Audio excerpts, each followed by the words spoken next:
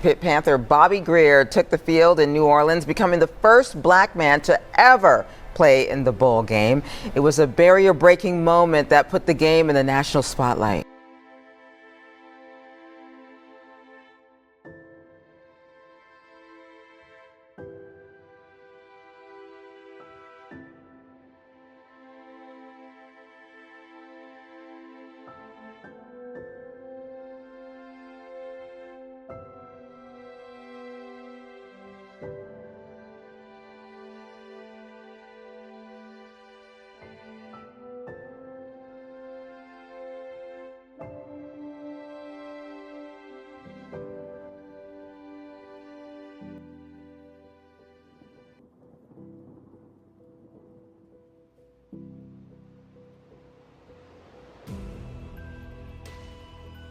In 1956, college football wasn't just a game, it was a reflection of America's deep racial divide.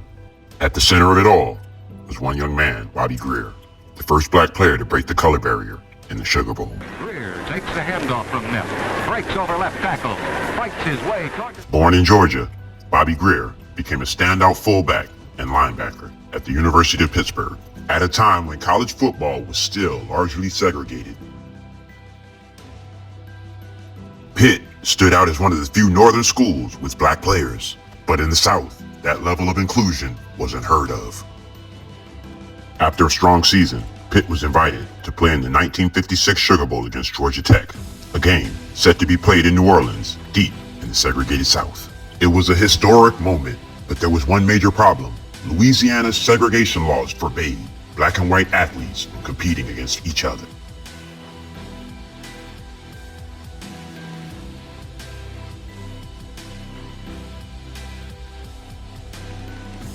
As soon as the matchup was announced, Governor Marv Griffin made a bold statement.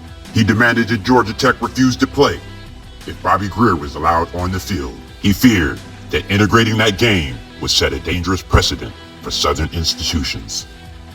But something unexpected happened. Georgia Tech students and faculty fought back, demanding that their team play regardless of Grier's presence. Their protests challenged the governor's authority to put the school at odds with segregation. Despite the political pressure, Pitt refused to leave Grier behind, and Georgia Tech stood their ground as well. The game was on, making Bobby Grier the first black athlete ever to play in the Sugar Bowl.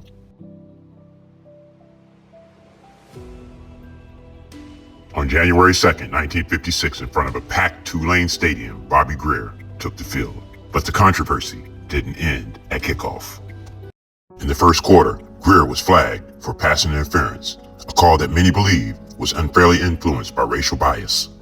The penalty led to Georgia Tech's only touchdown of the game, ultimately giving them a 7-0 victory. Despite the loss, Bobby Grier's presence on that field changed history. His quiet strength and determination challenged the racist policies of the South and proved that sports could be a force for integration.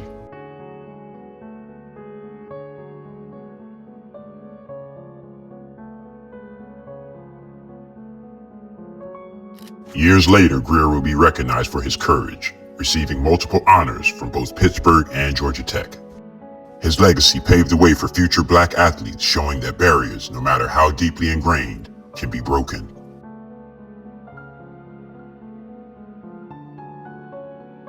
The 1956 Sugar Bowl wasn't just a game, it was a moment of progress, and Bobby Grier, with every step he took on that field, helped move America forward.